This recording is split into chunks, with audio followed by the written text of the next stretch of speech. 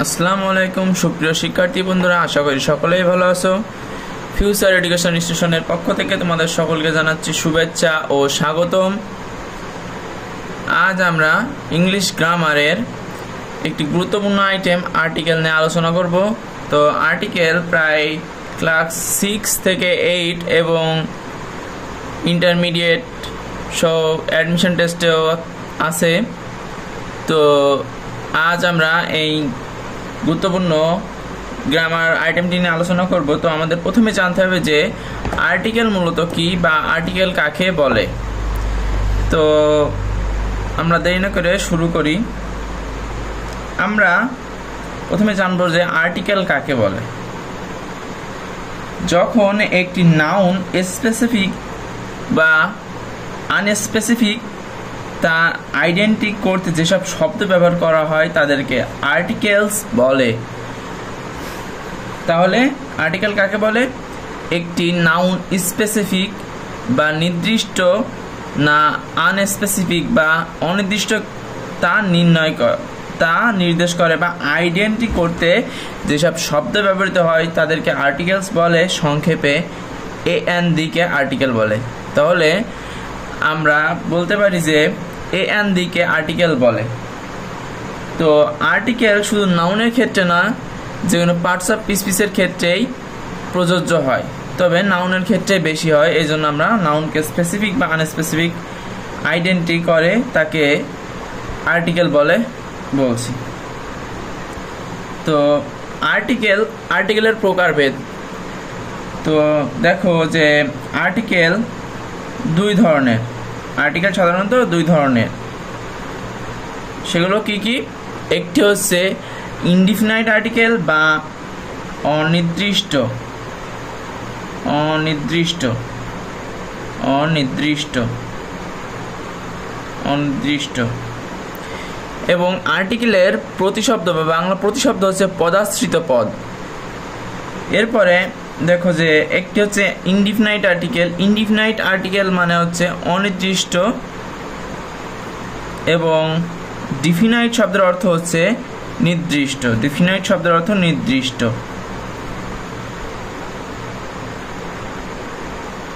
Indefinite article দুইটি, AN এই দুটো হচ্ছে ইনডিফিনাইট আর্টিকেল এবং D হচ্ছে ডিফিনাইট আর্টিকেল। তো আমরা প্রথমে ইনডিফিনাইট আর্টিকেল থেকেই শুরু করব। ইনডিফিনাইট আর্টিকেল কাকে বলে? ইনডিফিনাইট আর্টিকেল হলো কোনো নাউনকে যখন অনির্দিষ্ট করে বোঝায় বা কোনো নাউনকে বা নামকে অনির্দিষ্ট করে বোঝাতে ইনডিফিনাইট আর্টিকেল ব্যবহৃত হয়। যেমন আমরা বলতে পারি যে I am go to a school every day. I go to school every day. আমি প্রতিনিয়ত একটি স্কুলে যাই, কিন্তু আমরা কোন স্কুলে যাই সেটা কিন্তু আমরা নির্দিষ্ট করে বলে দিই না। আমরা বলেছি যে আমি একটি স্কুলে যাই, কিন্তু কোন স্কুলে যাই সেটা কিন্তু আমরা নির্দিষ্ট করে বলে দিইনি। এই জন্য বলা হচ্ছে যে কোনো নাউনকে অনির্দিষ্ট করে বোঝাতে ইনডিফিনাইট আর্টিকেল ব্যবহৃত হয়। এই ইনডিফিনাইট আর্টিকেল দুইটি A এবং N। তো আমরা এরপর ইউজ অফ A বা A এর ব্যবহার দেখব, A আর্টিকেলের ব্যবহার দেখব। তো আমরা এই ইউজ অফ এর কয়েকটি রুল পড়ব, তারপরে উদাহরণ সহ দেখব, বুঝবো এবং আমরা শেষে প্র্যাকটিস করব। আমাদের প্রথম রুলটি হচ্ছে যে সাধারণত কোনো নাউন বা নাউন ফ্রেজের শুরুতে কনসোনেন্ট থাকলে এবং সিঙ্গুলার হলে আর্টিকেল A বসে। আর্টিকেল A বসে। তো প্রথমে যেটি হচ্ছে যে নাউন ফ্রেজটা কি। তো নাউন ফ্রেজ হচ্ছে, নাউন ফ্রেজ বলতে বোঝায় যেসব শব্দ সমষ্টি যেসব শব্দ সমষ্টি নাউনের কাজ করে, নাউন এর কাজ করে তাকে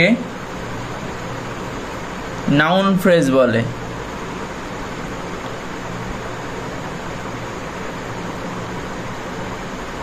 তাকে নাউন ফ্রেজ বলে।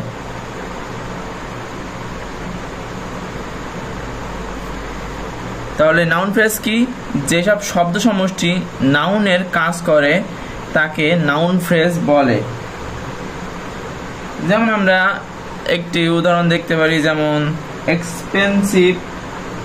এক্সপেন্সিভ বিল্ডিং, তারপরে আছে যে নোবেল ভার্চু, যেমন নোবেল ভার্চু,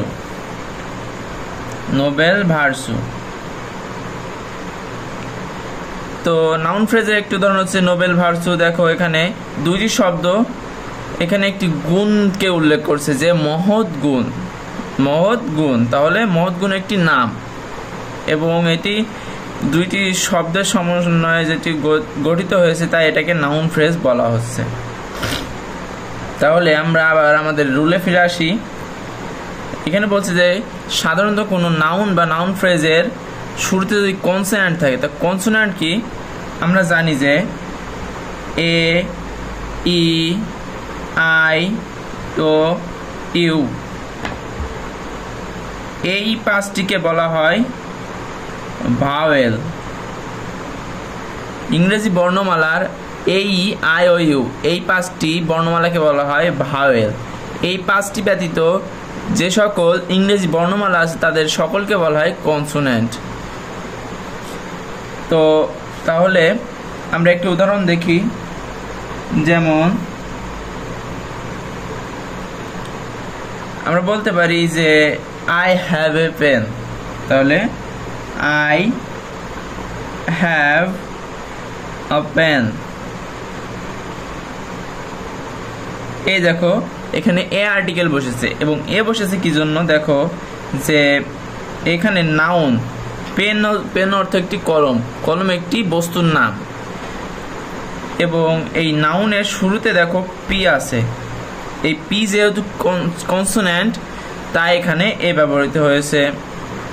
তারপরে আমরা একটু যে উদাহরণ দেখলাম, যেমন উদাহরণটা দেখলাম I go to a school. এখানেও দেখো স্কুল একটি প্রতিষ্ঠানের নাম এবং এই স্কুলের শুরুতে যে অক্ষরটি আছে সেটা হচ্ছে এস এবং এস একটি কনসোনেন্ট তাই এখানে এ ব্যবহৃত হয়েছে। এবং সবসময় মনে রাখবে নাউনের পূর্বেই কিন্তু আর্টিকেলগুলো ব্যবহৃত হয়। তাহলে নাউন এর আগে আর্টিকেল বসে, নাউনের আগে আর্টিকেল বসে। তাহলে আমরা আশা করি 1 নম্বর রুলটি বুঝতে পেরেছি। আমাদের 2 নম্বর রুলটি হচ্ছে কোনো নাউন বা নাউন ফ্রেজের শুরুতে যদি ভাওয়েল থাকে তবুও যদি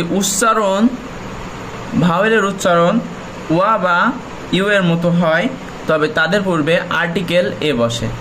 তো আমরা 1 নম্বর রুলে বলেছিলাম যদি নাউন বা নাউন ফ্রেজের আগে আর্টিকেল এ বসে যদি প্রথম নাউনের প্রথম অক্ষরটি কনসোনেন্ট হয়, কিন্তু এখানে বলছে যে ভাওয়েল থাকলেও যদি উচ্চারণ ওয়া বা ইউ এর মতন হয় তাহলে তাদের পূর্বে আর্টিকেল বসে। যেমন আমরা যদি একটি উদাহরণ দেখি তাহলে আমরা ক্লিয়ার হয়ে যাব। যেমন হি ইজ আ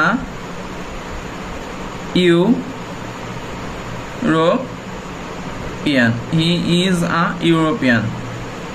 তো দেখো এখানে ই কিন্তু একটি ভাওয়েল এবং একটি দেশের নাম, সুতরাং এটি একটি নাউন।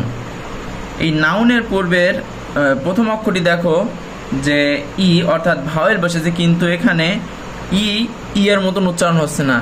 ই এর উচ্চারণ বদলে গিয়ে ইউ হচ্ছে ইউরোপিয়ান। যদি আমরা বাংলা লিখি তাহলে হচ্ছে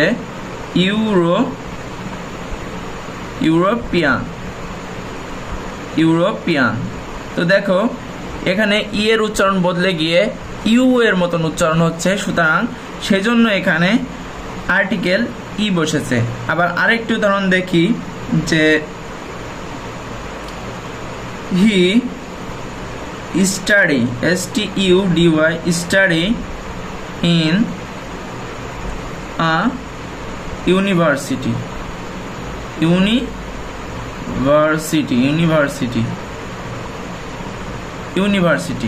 তো দেখো এখানেও দেখো সেই ইউনিভার্সিটি প্রথম অক্ষরটা হচ্ছে ভাওয়েল অর্থাৎ ইউ, কিন্তু এখানেও কিন্তু ইউ শব্দ উচ্চারণ হচ্ছে।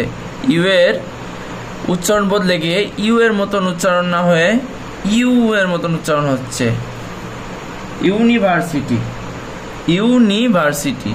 তাই এখানে এ ব্যবহৃত হয়েছে। তৃতীয় রুলে বলা হচ্ছে যে সাধারণত প্রপার নাউনের আগে আর্টিকেল বসে না, তবে পার্সোনাল প্রপার নাউনকে যদি আমরা প্রপার নাউনের সাথে তুলনা করি তাহলে প্রপার নাউনের পূর্বে আর্টিকেল বসে।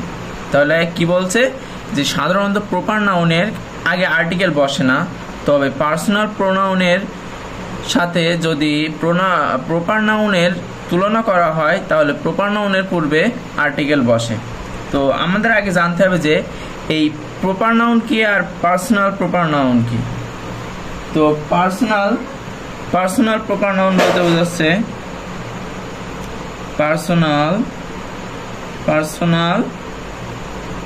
প্রপার নাউন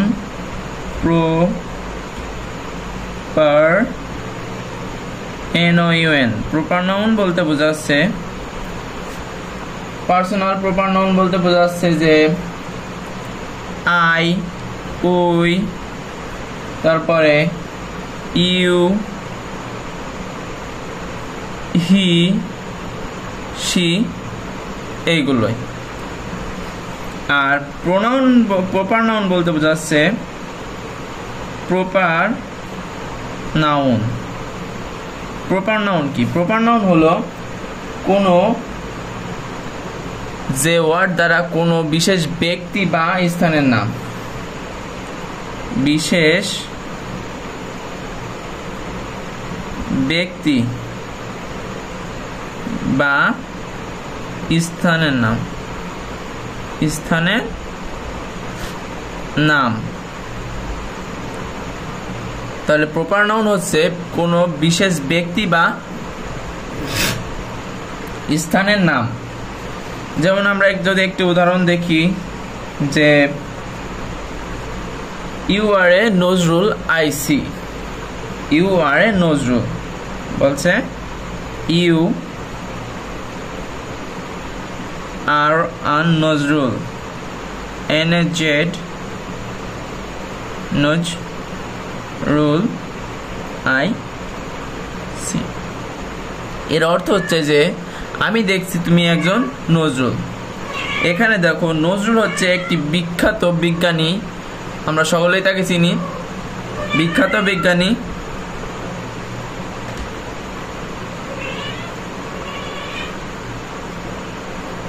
বিজ্ঞানী এবং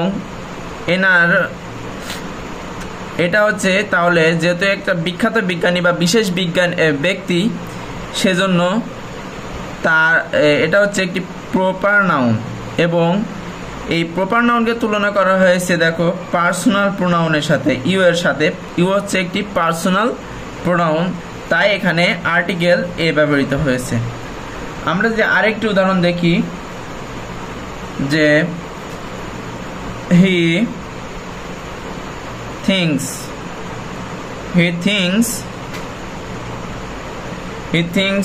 he is a Rabindranath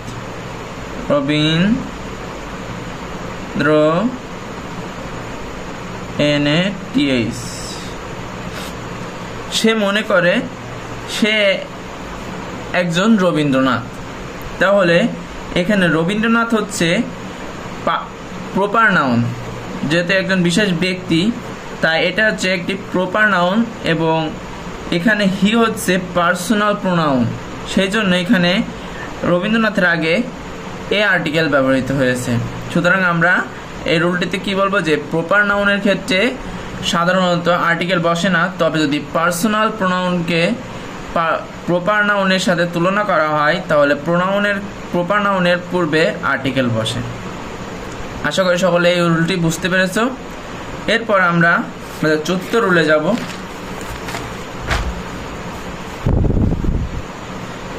4 নম্বর রুলে বলা হচ্ছে সাস, ম্যানি, সিঙ্গুলার ইত্যাদি সিঙ্গুলার কমন নাউন হিসেবে ব্যবহৃত হলে এরপরে এ আর্টিকেল বসে। তো আগে আমাদের জানতে হবে যে কমন নাউন কি।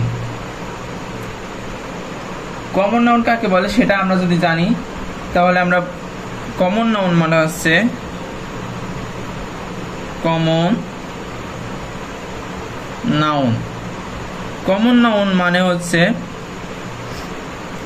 যে ওয়ার্ড দ্বারা শ্রেণী বা জাতি বোঝায়। শ্রেণী বা জাতি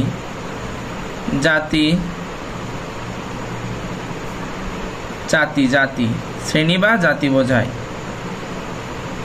বা গোষ্ঠী। শ্রেণী, জাতি বা গোষ্ঠী বোঝায় তাকে বলা হয় শ্রেণী জাতি। যে এই সকল ওয়ার্ড দ্বারা শ্রেণী, জাতি বা গোষ্ঠীর নাম বোঝায় তাকে বলা হয় কমন নাউন। এখন বলা হচ্ছে যে সাস, ম্যানি ইত্যাদি দ্বারা যদি সিঙ্গুলার কমন নাউন হিসেবে ব্যবহৃত হয় তাহলে এর পরে এ আর্টিকেল বসে। আমরা যদি একটি উদাহরণ দেখি, দেয়ার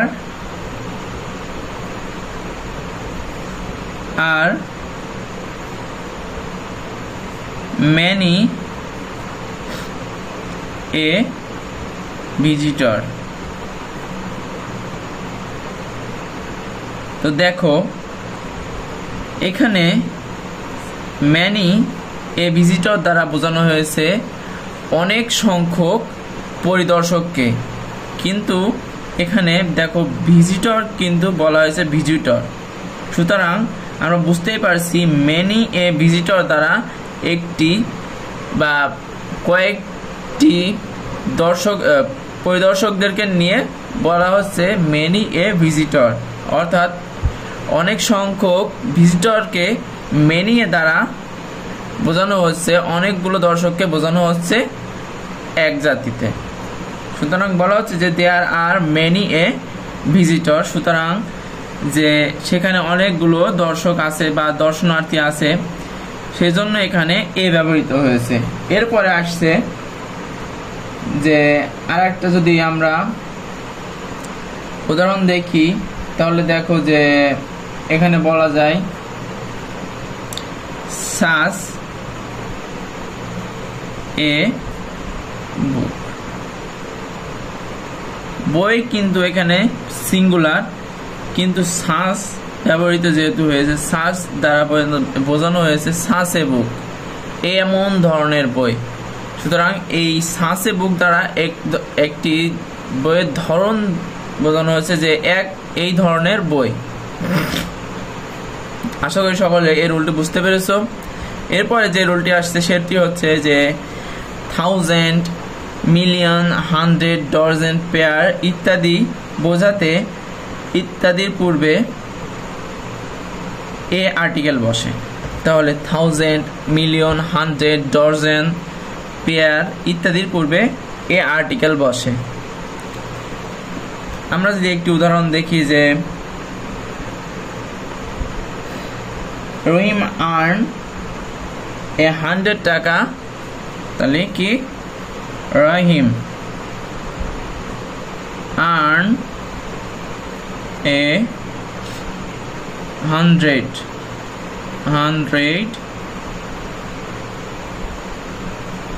টাকা। তাহলে এখানে কি বোঝাচ্ছে যে রহিম 100 টাকা উপার্জন করেছে। সুতরাং এখানে যেহেতু 100 ব্যবহৃত হয়েছে তাই এর আগে আর্টিকেল এ বসেছে। একইভাবে যদি 1000, মিলিয়ন, ডজন, পেয়ার ইত্যাদি থাকে তাহলে তাদের পূর্বে এ আর্টিকেল বসবে। আমরা আরেকটি উদাহরণ লিখতে পারি যে হি bought BOUGHT bought a pair of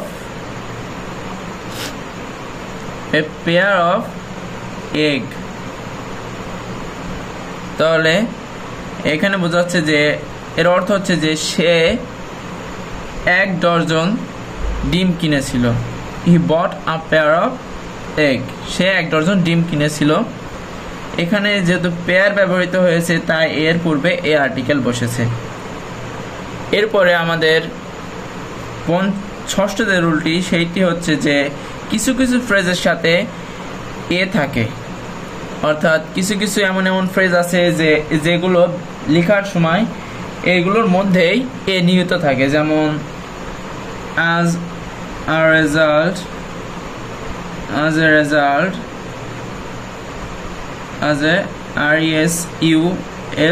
result। এরপরে আসছে a far cry,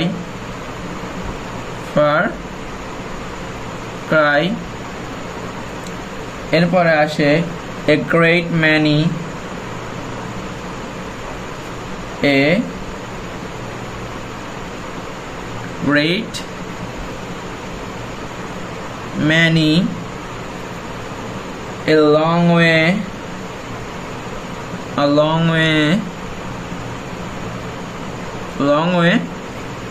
ইত্যাদি। এরকম ধরনের কিছু ফ্রেজ আছে যেগুলো লিখতে গেলে এ থাকে, অর্থাৎ এগুলোর ফ্রেজের মধ্যে এ বসে। যেমন আমরা দেখতে পাচ্ছি অ্যাজ এ রেজাল্ট, এখানে এ রয়েছে। একইভাবে এ ফার ক্রাই, এখানে এ রয়েছে। সুতরাং আমরা বলতে পারি কিছু কিছু এমন ফ্রেজ আছে যেগুলোর মধ্যে এ বসে। এরপরে আমাদের শেষ যে রুলটি এ ব্যবহারের, এ আর্টিকেল ব্যবহারের শেষ যে রুলটি সেটি হচ্ছে যদি এক্সক্লেমেটরি সেন্টেন্স হয় তবে এক্সক্লেমেটরি সেন্টেন্সের ক্ষেত্রে হটের পরে এ বসে। যেমন আমরা লিখতে পারি হট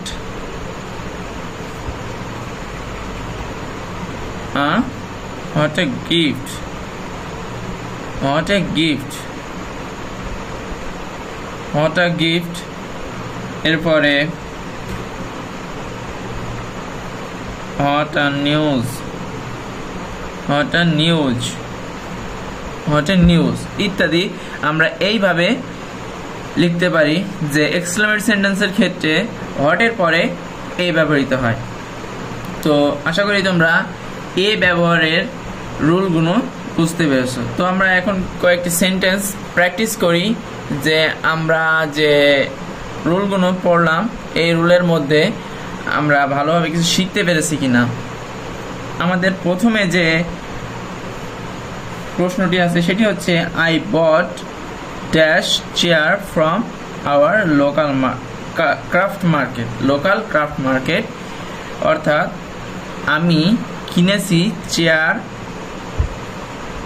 আমাদের লোকাল বা স্থানীয় ক্রাফট মার্কেট থেকে। তো এখানে কিন্তু কেমন চেয়ার কিনেছে বা কোন ধরনের চেয়ার কিনেছে, কিসের চেয়ার কিনেছে সেটি কিন্তু উল্লেখ নাই। সুতরাং আমরা এখানে বলবো অনির্দিষ্ট যেহেতু, এবং এই চেয়ার এই নাউনের প্রথম অক্ষরটা হচ্ছে, নাউনের প্রথম অক্ষর হচ্ছে কনসোনেন্ট, সুতরাং আমরা এখানে এ দেব। I bought a chair from our local market. তাহলে তোমরা বুঝতে পেরেছো যে নাউন যেহেতু এখানে অনির্দিষ্ট করে বোঝানো হয়েছে যে কেমন চেয়ার, কোন ধরনের চেয়ার, কেমন দামের চেয়ার সেটা কিন্তু উল্লেখ করে দেওয়া হয়নি, তাই এখানে অনির্দিষ্ট বোঝাইছে যেহেতু, এবং নাউনের প্রথম অক্ষরটি হচ্ছে কনসোনেন্ট, তাই এখানে এ ব্যবহৃত হয়েছে। এর পরের উদাহরণটি হচ্ছে যে can you please give me dash pen. Can you please give me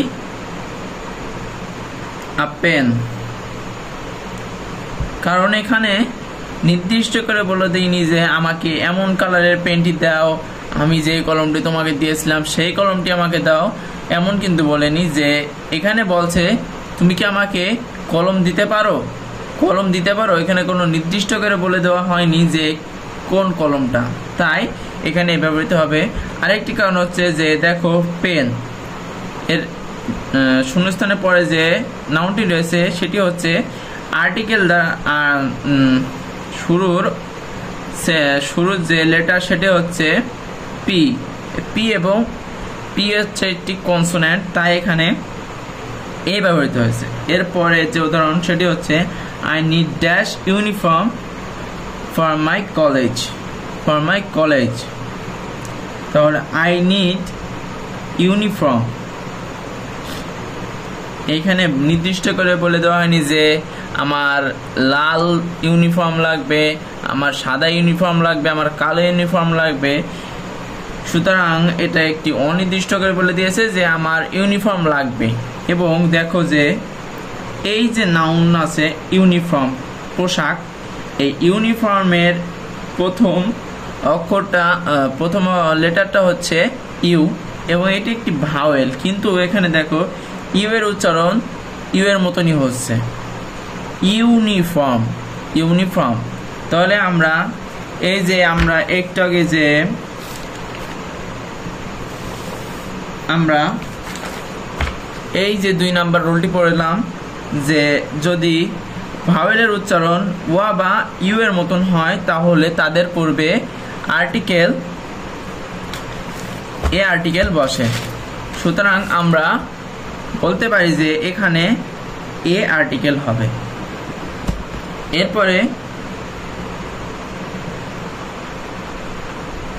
এরপরের বলছে যে ইটস ড্যাশ ইউনিক আইডিয়া, এটাও সেই একই রুলের আওতায় যে ইউ এর উচ্চারণ ইউ এর মতন হচ্ছে, তাই এখানে এ হবে ইটস আ ইউনিক আইডিয়া। এটি একটি অনন্য পরিকল্পনা। এবং সর্বশেষ যে উদাহরণটি আমাদের রয়েছে সেটি হচ্ছে I had dash cup of tea. এখানে নির্দিষ্ট করে বলে দেওয়া হয়নি যে আমাকে এই রঙের কাপের টিরা দাও। এবং আমরা এখানে বুঝতে পারছি যে কাউন্টেবল নয়, আনকাউন্টেবল নাউন, সেক্ষেত্রে এ ব্যবহৃত হচ্ছে। যেহেতু আনকাউন্টেবল নাউন, আনকাউন্টেবল অর্থাৎ যেগুলো গণনা করা যায় না, যেমন পানি, চা, এগুলো কিন্তু গণনা করা যায় না, চিনি, বালি ইত্যাদি, এগুলোর ক্ষেত্রে এগুলোকে বলা হয় আনকাউন্টেবল নাউন, অর্থাৎ এগুলো গণনা করা যায় না। এবং এদের শেষে শুরুতে সবসময় ইনডিফিনাইট আর্টিকেল ব্যবহৃত হয়। কিন্তু I had a cup of tea, তাহলে আমরা বলতে পারি যে I had a cup of tea. আশা করি সকলেই বুঝতে পেরেছো আর্টিকেলের বেসিক ধারণা এবং এ ব্যবহারের রুলগুলো। যদি কোনো কনফিউশন থাকে তাহলে কমেন্ট বক্সে কমেন্ট করে জানিয়ে দিও, পরবর্তী ভিডিওতে আমরা সেগুলো সমাধান করে দেওয়ার চেষ্টা করব। আর যদি আমাদের চ্যানেলে নতুন হয়ে থাকো তাহলে চ্যানেলটিকে সাবস্ক্রাইব করে আমাদের পাশে থাকবে। ফেসবুক থেকে দেখে থাকলে ফলো দিয়ে পাশে থাকবে এবং শেয়ার করে তোমার বন্ধুদেরকে জানিয়ে দেওয়ার সুযোগ করে দাও। আল্লাহ হাফেজ।